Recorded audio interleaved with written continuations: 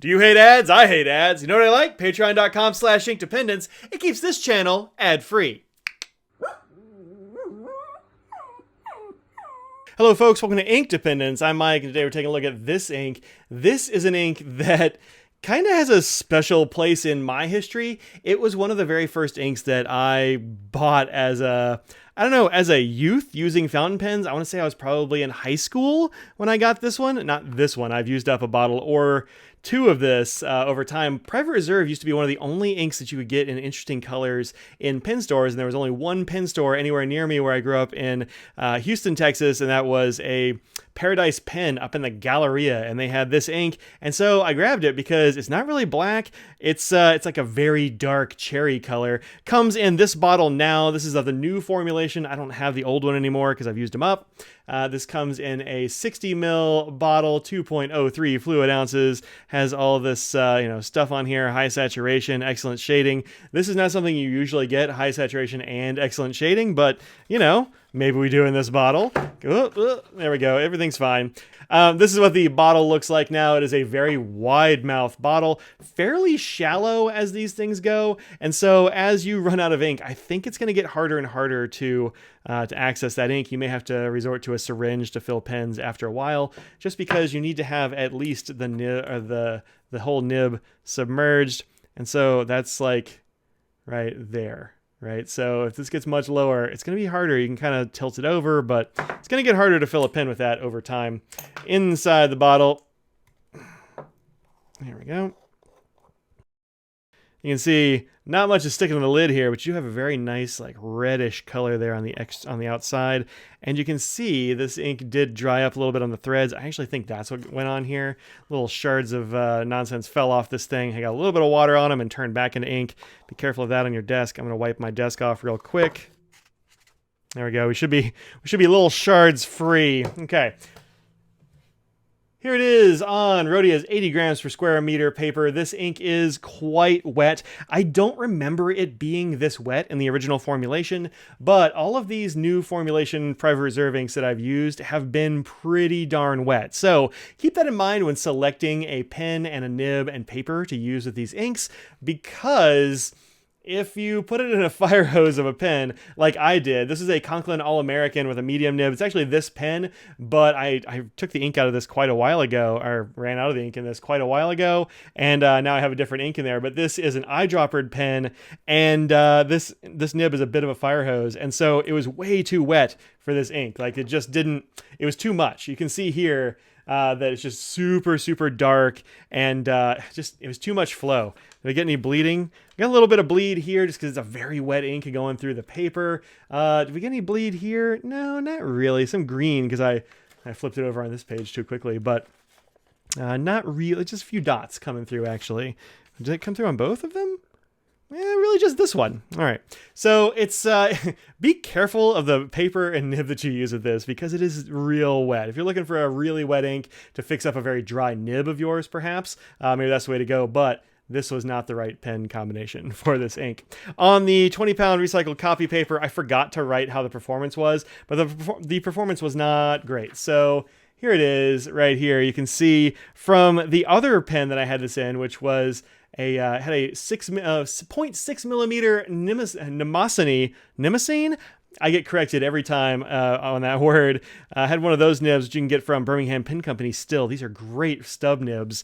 It worked pretty well from that nib. It was definitely much more restrained flow, but you can still see some feathers here and there from that one. From this one, just a ton of spread. Like this 30, you can see just like turn into a blob and an O. Like it's too much. It was too much for that one, and it bled like crazy from this nib. Not nearly as bad from this one. So, like I said, pen or nib, ink, and paper. That's the iron triangle you got to consider when you're working with fountain pens and inks and stuff. So not good on the crappy office paper from a wet nib. That was a bad choice.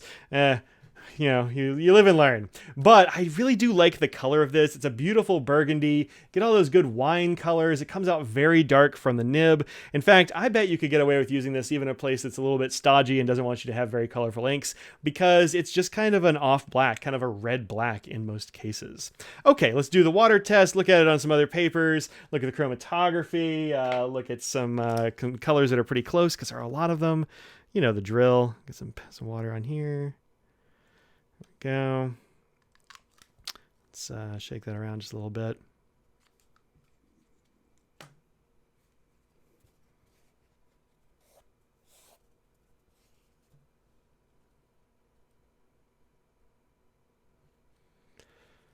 All right, let's mop it up.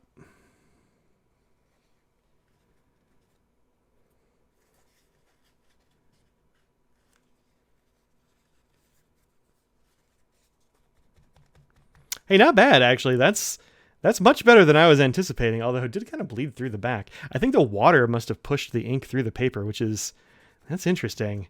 Wasn't really expecting that. You don't see that a whole lot, but it does happen. You know, on some of these. Interesting stuff.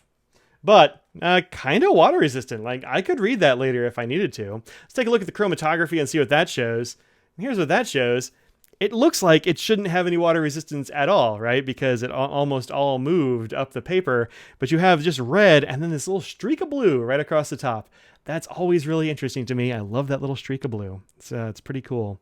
But looks pretty nice on this and kind of like what you would expect, although, you know, not a huge number of components in there, I suppose. All right, first up, let's take a look at it in my Inky Fingers Currently Ink notebook. This is wheat straw paper and roughly analogous to things like sugarcane paper and that sort of jazz. And it looks really good, I think, from both of these nibs on this paper. I really like this kind of paper that's not exactly coated, but, you know, resists fountain printing pretty well. And it always looks good in here. This is a good notebook for these things.